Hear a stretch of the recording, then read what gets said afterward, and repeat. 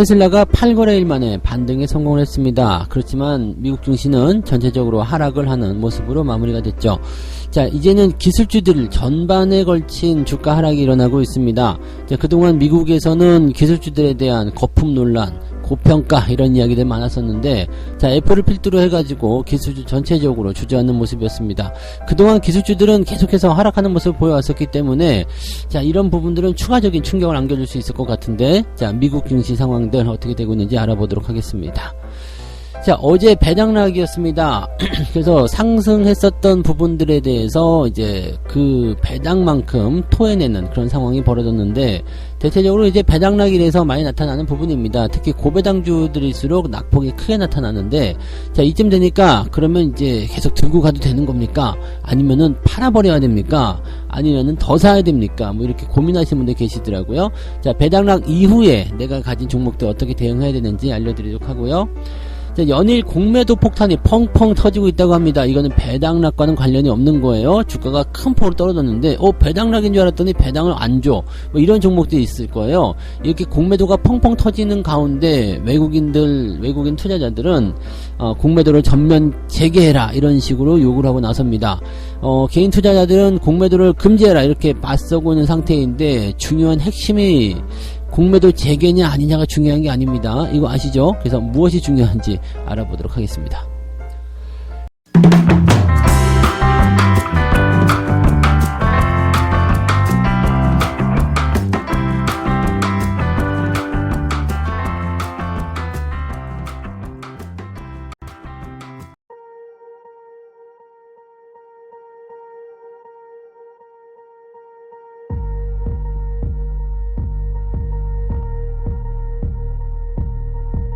네, 반갑습니다. 오늘은 12월 29일 목요일입니다. 오늘이 올해 증시의 마지막 날입니다. 이게 빵 치고 올라가면서 뭐 분위기 좋게 마무리되면 정말 좋은데, 자, 이런 거 없이 그냥 이제 쓸쓸한 마무리를 좀 할 것 같은 느낌입니다. 오늘 폐장은 뭐 특별한 게 있지 않습니다. 뭐 오늘도 쉬는 날이냐 이렇게 물어보시는 분들 계시는데, 오늘은 쉬는 날 아니고요.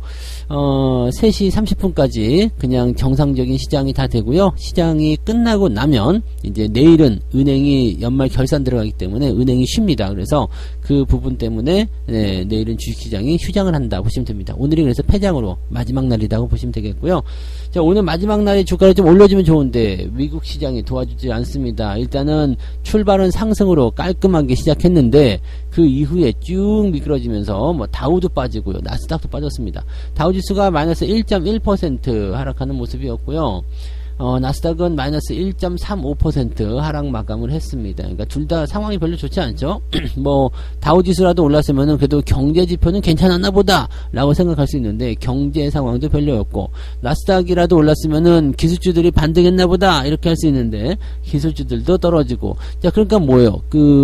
기업도 떨어지고, 경제도 떨어지고, 상황이 별로 안 좋아요. 이렇게 얘기가 나가는 거죠. 그러니까 투자의 환경이 굉장히 어두워진 상태. 미국도 지금, 오늘, 내일, 미국은 그래도 이틀 정도 여유가 남아있네요. 그래서, 뭐, 이틀 정도 더 진행을 할 수 있으니까 반등 가능성 충분히 있을 수 있겠습니다만, 오늘 우리는 폐장하는 입장에서는 상당히 좀 아쉬울 것 같은 그런 부분이라고 보시면 되겠습니다.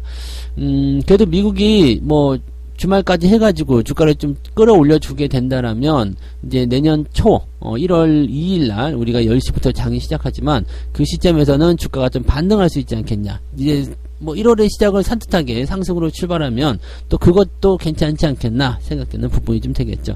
아쉬운 거는 국내 증시가 오늘 그래도 2400포인트를 다시 회복을 해서 2300포인트를 회복을 해서 뭔가 상승에 대한 그런 불씨를 좀 살려주면 좋은데, 이런 것들이 조금 어렵지 않겠나라는 판단을 해볼 수 있는 내용이 되겠습니다.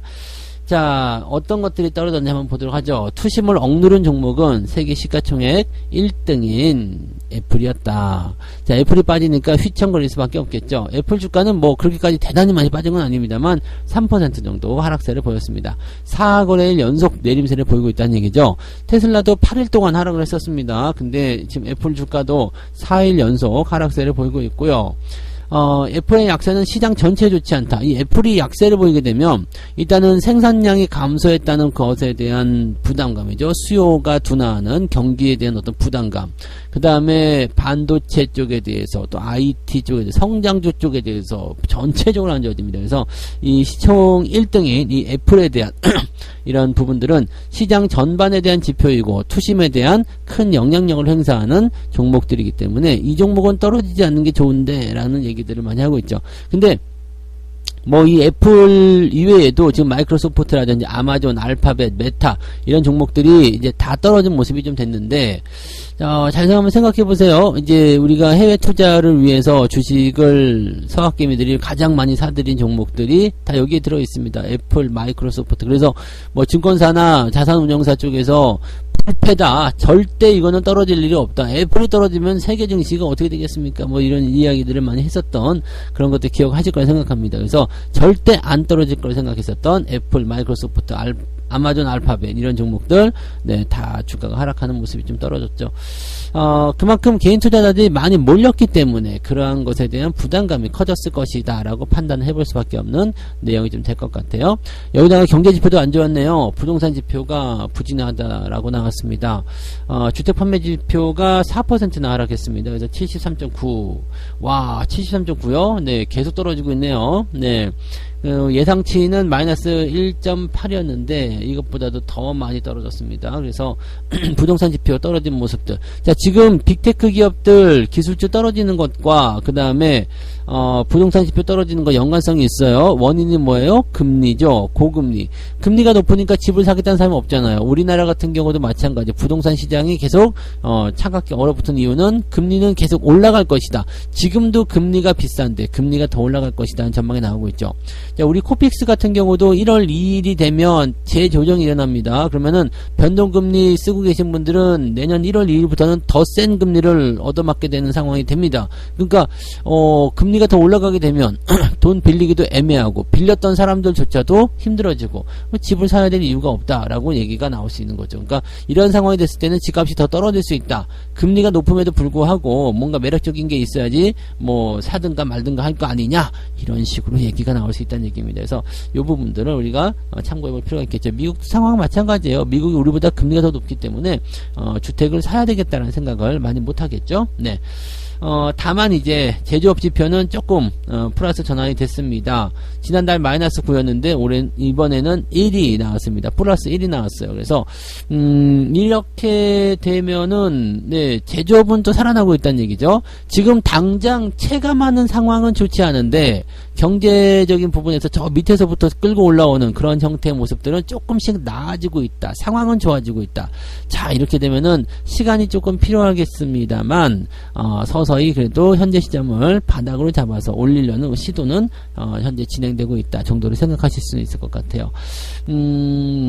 뭐 일단 금리에 대한 부분들이 뭔가 방향성을 아직 정하지 못했기 때문에 기술주, 빅테크, 성장주, 그 다음에 부동산 이런 정도 경제지표까지 조금 압박을 받았다라고 보셔야 되는 내용이 되겠습니다. 그렇게 판단하시면 금리만 괜찮아지면 되겠네? 그러면 내년 상반기 들어가면서 이제 금리 인상폭이 조금 줄어들게 되고 또 금리가 동결로 갈 수 있는 상황이 된다면 안정화 되겠네 라고 보시면 되겠죠. 그래서 길어봤자 내년 상반기 6개월 안에 뭔가 안정되는 모습으로 전환될 가능성이 높다. 이렇게 보시면 되겠죠. 다 왔다 생각하시면 되는 거 아니겠습니까? 그죠? 자, 그리고 테슬라도 한번 보도록 합시다. 테슬라는 지금 3% 정도 상승하면서 마무리가 됐다고 합니다.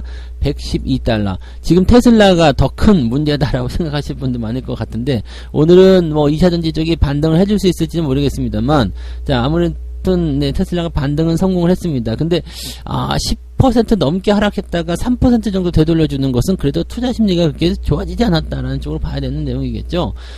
최근에 가장 주목받고 있다는 얘기인데 테슬라가 폭락을 하게 되면서 2차전지 뭐 이런 쪽부터 시작해가지고 투자 심리를 완전히 뭐 박살을 내는 그런 상황이 좀 된 거죠. 배터리 관련주들 뭐 난리가 났었죠. 자, 지금 전망치가 100달러 깨질 것이다 라고 얘기가 나오고 있는데 지금 어제 같은 경우가 이제 109달러 지금 이번에 그저께가 109달러 이번에 어제가 112달러입니다.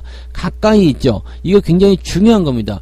100달러가 깨진다라는 전망이 나오는 부분들은 이게 만약에 뭐 200달러 쪽에서 100달러가 깨진다는 전망이 나왔다면 당장은 무시해도 괜찮아요. 그렇지만 110달러짜리 기업이 100달러가 깨진다라고 한다면 10%밖에 안 되거든요. 이거는 어떻게든 깨고 볼 가능성이 굉장히 높습니다. 그래서 테슬라의 주가 하락이 더 이어질 수 있다라는 거, 네, 그런 부분들을 우리가 참고하셔야 되고요.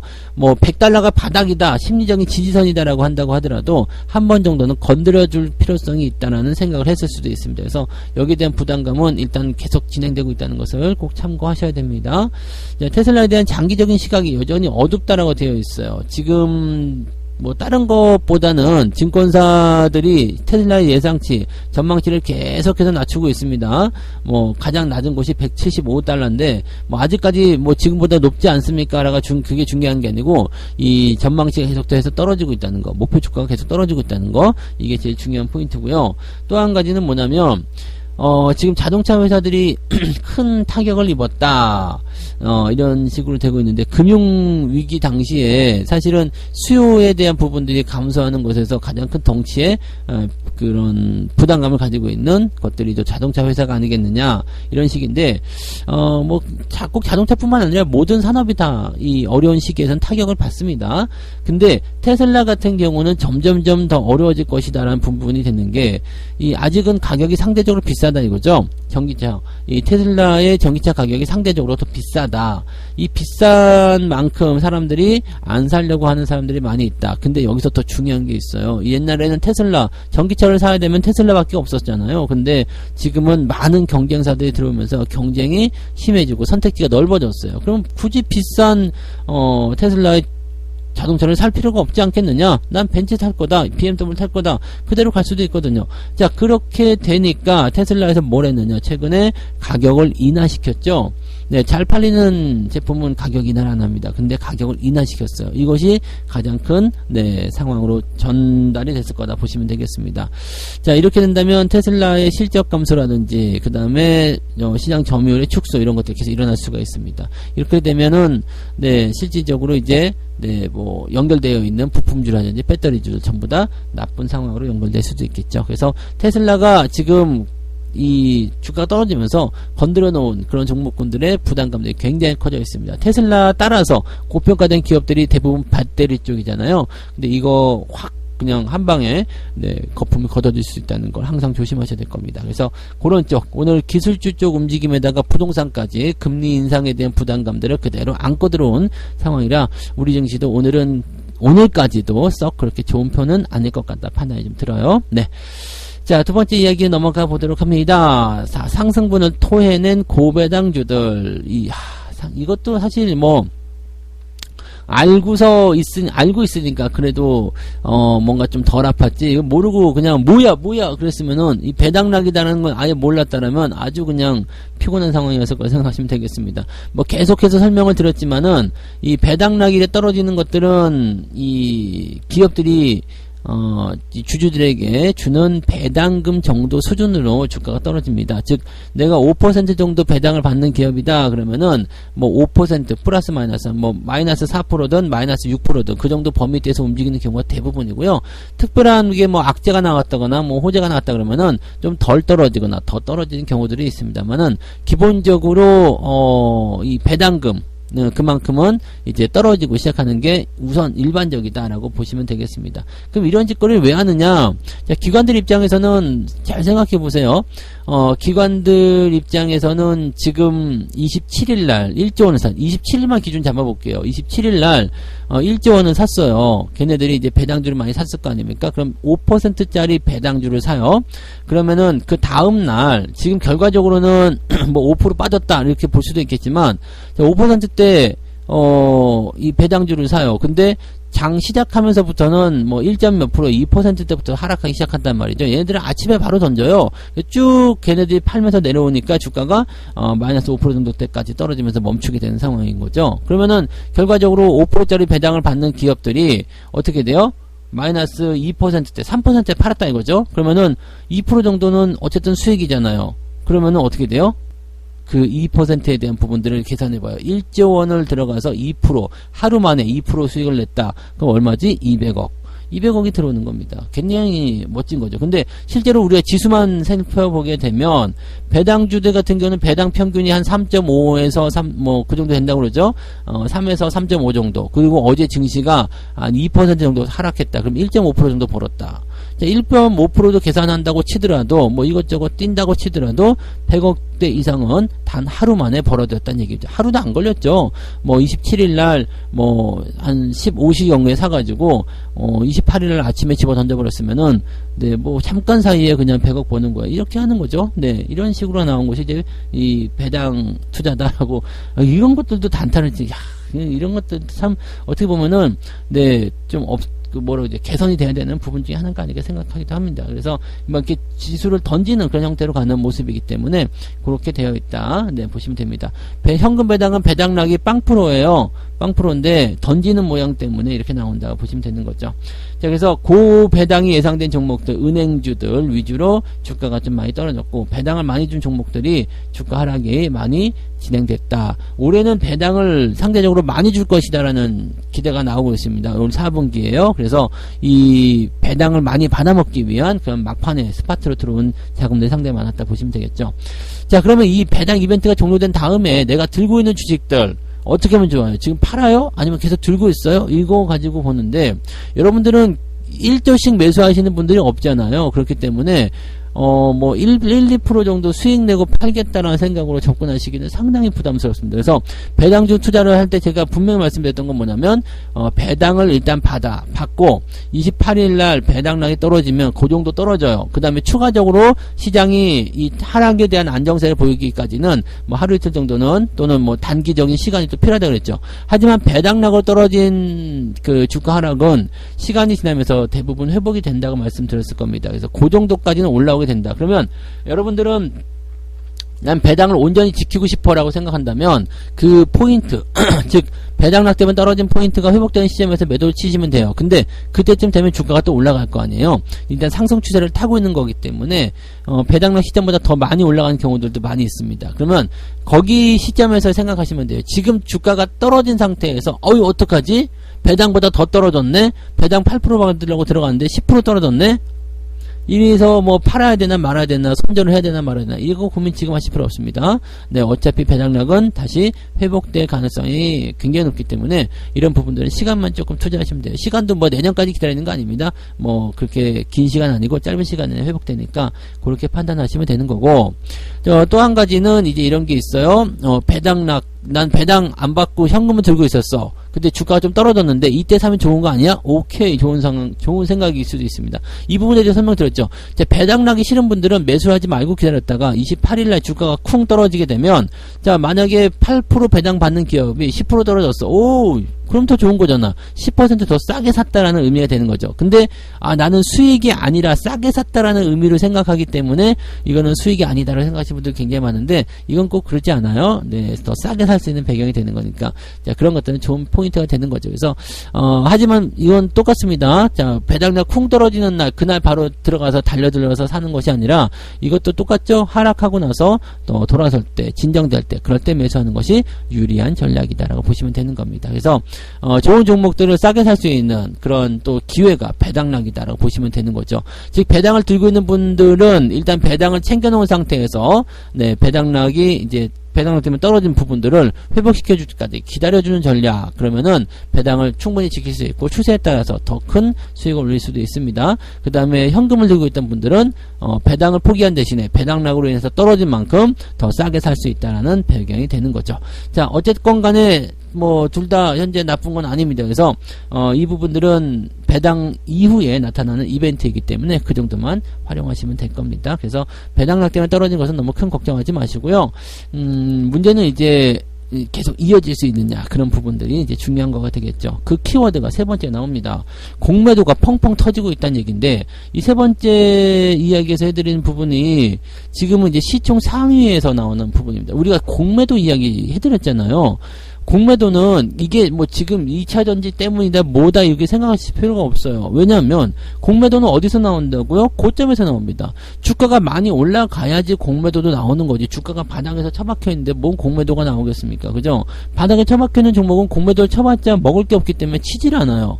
그렇다는 것은 바닥에 있는 종목들은 공매도의 위험에서 벗어나 있는 상태고, 그 다음에 매수세를 통해서 올라오기만 하면 되죠. 근데 사람들은 어떻게 해요? 항상 고점에 있는 종목을 좋아해요. 왜? 올라가 있으니까. 떨어져 있는 거는 안 그래도 추운데 아우 추워 보여. 그러니까 쉽게 얘기하면 겨울에 추운데 아이스크림 먹고 있는 사람 보면 아우 미쳤어, 저렇게 추운데 아이스크림 왜 먹어? 아이스크림 맛만 있는데? 네. 그 겨울에 아이스크림 드시는 분들 많이 계시잖아요. 꼭 겨울에는 뜨거운 거 먹어야 된다는 그런 건 아니잖아요. 물론 뜨거운 걸 먹으면은 뭐 몸이 뜨끈뜨끈해서 좋긴 좋더라고요. 오뎅 국물 이런 거. 와. 네. 오늘은 오뎅에다가 네. 네, 사케. 네. 정종. 네, 사케는 일본 술이니까. 일본 술도 근데 괜찮아요. 네. 아무튼 겨울에 이렇게 마시는 그런 거 있잖아요. 그런 것들을 좀, 네. 아무튼, 네. 그거 중요한 게 아니고. 자, 아무튼, 네. 이런 거예요. 그래서 공매도는 어떤 종목들에게서 나오는지, 그걸 한번 생각해 보세요. 그러면은 여러분들이, 아, 공매도를 조심해야 된다. 공매도 이 새끼들 정말 나쁜 새끼들. 이렇게 욕할 게 아니야. 고점에서 산 내가 잘못이다. 라고 생각을 해야 될 필요성이 있습니다.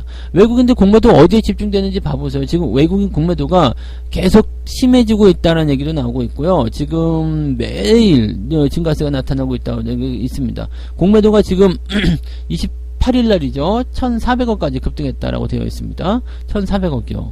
3,300억. 어마어마하게 많습니다. 지금 1,464억인데 이거 계속 늘어나고 있는 상황이고요. 네, 계속 늘어나고 있는 상황이고, 그 다음에 뭐 평균적으로 네.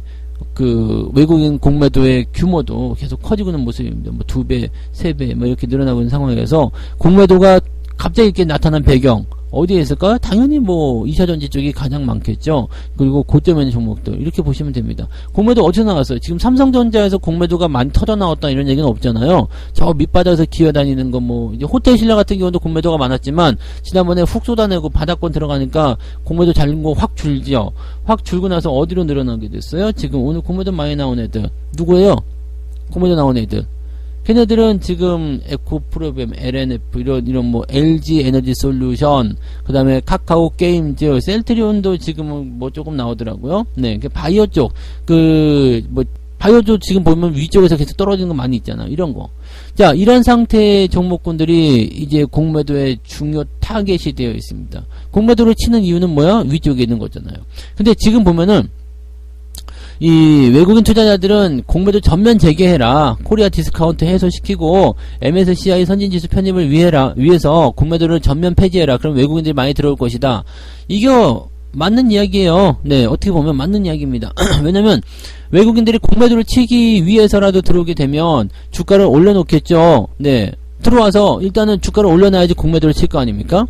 아니면 위에 있는 거 때리고 들어가는 것도 있겠지만 어쨌든 자금은 이 시장으로 들어오게 되어 있죠. 그리고 내가 키워서 보통 이런 게 있어요. 바닥에 사가지고 위로 올린 다음에 그 시점에서 차익 실현을 때리면서 공매도 같이 때리면 더 크게 때려 먹을 수 있거든요. 그래서 만약에 삼성전자 예를 든다면 삼성전자를 이제 2020년도에 5만원에 사가지고 계속 올려. 그 다음에 9만원까지 올려놓은 다음에 그 다음부터 자기 갖고 있는 물량을 찔끔찔끔 팔아요. 그러면서 이 천정이 형성이 되죠. 그리고 나서 공매도 잔량을 점점 늘려가지고 마지막 물량 던질 때 공매도랑 같이 던져버리면 쭉 떨어지면서 투매가 나올 때 수익을 크게 볼 수 있는 상황이죠. 그러니까 이런 전략은 제가 지난번에도 계속 말씀드렸지만 이런 식으로 계속 나오게 됩니다. 이렇게 되는 포인트, 그 다음에 뭐 롱숏 뭐 이런 게 해가지고 뭐 해지 건다 뭐 이렇게 되어 있지만 이거는 아닌 것 같고, 네, 물론 그런 것도 있겠죠. 네. 이런 사람들이 이제 공매도를 활용할 수가 있다 뭐 이렇게 되어 있는데 그냥 공매도 해가지고 지들은 그냥 단방향으로 보는 것 같아요. 그래서 돈만 많이 벌어가려고 그렇게 하는 것 같은 그런 느낌이니까 이거는 뭐 그런 건 아니고 얘네들이 해먹기 쉬우니까 공매도 전면 재개해라 이렇게 나가는 거죠. 실질적으로 이거 재개를 하게 되면 외국인들 자본이 많이 들어올 가능성은 높습니다.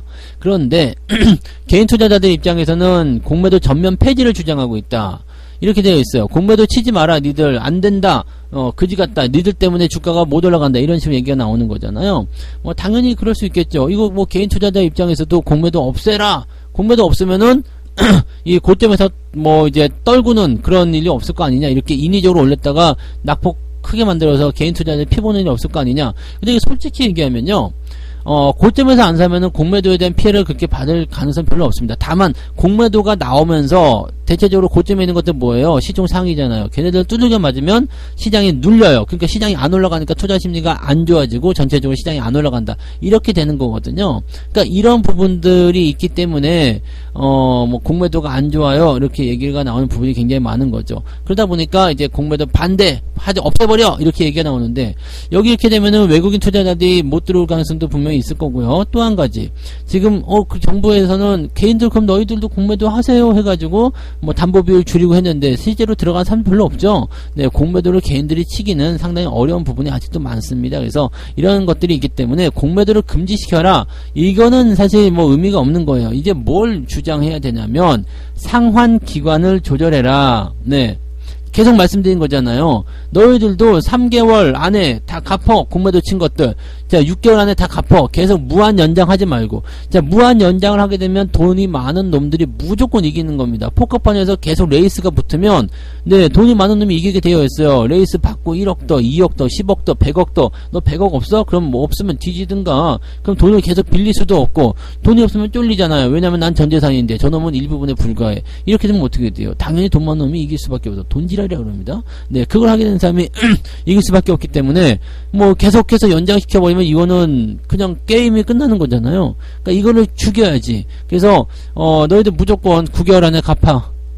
물론 이제 얘네들이 그것을 상환을 하면서 뭐 다른 것도 공매도 치든가 말든가 그건 그때가 생각할 일이고요.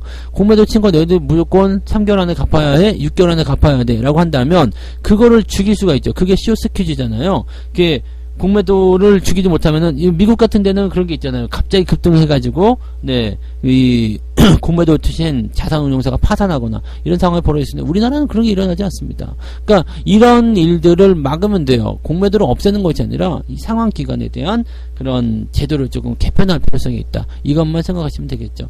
그런데 아무튼 지금은 그런 것들이 없기 때문에 어떻게 하시면 되느냐?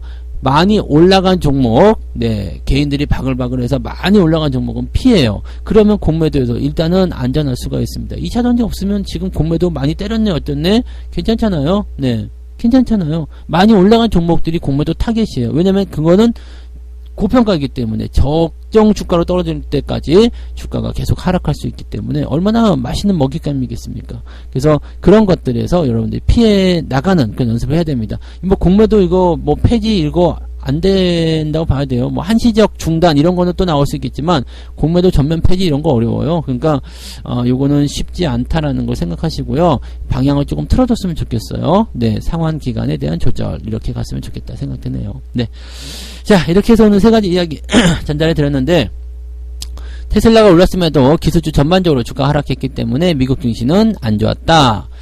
자, 뭐 영향을 좀 받을 것 같아요. 우리 마감 오늘 폐장일인데도 살짝 안 좋게 끝날 수도 있지 않을까 생각되는 부분입니다. 그래도 뭐 끝까지 희망을 잃지 마시고요. 네, 또 올라갈 수 있는 거 있지 않겠습니까? 그죠? 네, 올라가는 거에 대한 기대를 좀 가져보는데, 자, 아까 뭐 시총 상위 종목들 공매도 막 이렇게 떨어지게 되면 좀 부담될 것 같긴 합니다. 자, 상승분 토에는 고배당주들 일단 배당 낙계의 영향을 어제 세게 받았는데 이게 그냥 바로 어제 끝났으니까 됐어가 아닙니다. 네, 하루 이틀 정도 또는 단기적 시간 동안에는 이 배당락으로 떨어진 부분들이 어느 정도 유지가 되면서 진행될 가능성이 높습니다. 그래서 걔네들 바로 올라가는 거 아니니까 매수 포인트들은 일단 서두르지 않고 좀 잘 살펴보면서 포인트 돌아설 때 대응하시면 되겠습니다. 자, 연일 공매도 폭탄이 펑펑 터지고 있는데 공매도 폭탄 어떻게 하라고요? 고평가 종목만 조심하시면 됩니다. 많이 올라간 종목들만 조심하시면 위에서 공매도 떨어지는 거 어지간해서 안 맞을 수 있습니다. 지금 삼성전자 들어가시면 네, 공매도에 대한 부분들 때문에 골치 아픈 필요는 없습니다. 이런 식이에요. 네, 뭐 LG 에너지 솔루션이나 뭐 저거 LNF 뭐 이런 종목들 뭐 들어가 있으면 공매도 때문에 골치 아플 수 있지만 네, 삼성전자는 공매도 때문에 골치 아플 일은 별로 없을 겁니다. 그래서 지금 상황은 일단 그런 거예요. 그 차이가 뭐예요? 많이 떨어진 것과 많이 올라가 있는 것, 그 차이입니다. 그래서 삼성전자가 또 올라가면 또 공매도 때문에 머리가 아프겠죠. 네, 그런 식으로 되어 있다는 것만 꼭 명심하시고요. 자, 책 한 곡지 읽고 마무리합니다. 주식을 매도할 최선의 시점은 주가가 오를 때이다. 상승세를 타고 있고 모든 사람들에게 아주 강하게 보일 때가 매도 시점이다. 정확히 천정에서 팔려고 하지 마라. 팔고 난 뒤에도 주가가 계속 오른다고 자책할 필요 없다. 일찍 팔지 않으면 너무 늦게 될 뿐이다. 너무 멋진 거죠. 네. 저는 항상 이제 매도하고 나서 주가가 더 올라가는 거. 당연히 보고 있으면, 아이고, 배 아파요. 그렇지만, 그리고 나서 주가가 꼭 꺾이잖아요. 네, 그럼 잘 팔았어. 라고 생각합니다. 그거 뭐 5%, 10% 더 먹는 거, 그거 중요하지 않아요. 주가가 떨어졌을 때, 네, 우리가 거기서 대피하지 못하면 더 큰 피해가 올 수 있거든요. 그래서 그런 부분들 생각하시면 되는 거고요. 여기서도 말하고 있지만, 사람들이 미쳐있을 때, 주가가 오르기 시작하고 있을 때 너무 많이 올라서 생각되지만 상승이 계속 지속될 때 그때 팔아먹는 게 정말 좋은 매도의 타이밍이다 라고 얘기하고 있는 거잖아요. 이걸 꼭 기억해 주시기 바랍니다. 자, 오늘 그래서 여기까지 이야기해 드리고요. 네, 오늘 패장일이니까 마지막까지 잘 싸워서 이겨내시기 바랍니다. 자, 저는 장중시장 때 다시 올게요. 오늘 화이팅 하시고요. 장중시장 때 뵙겠습니다. 고맙습니다.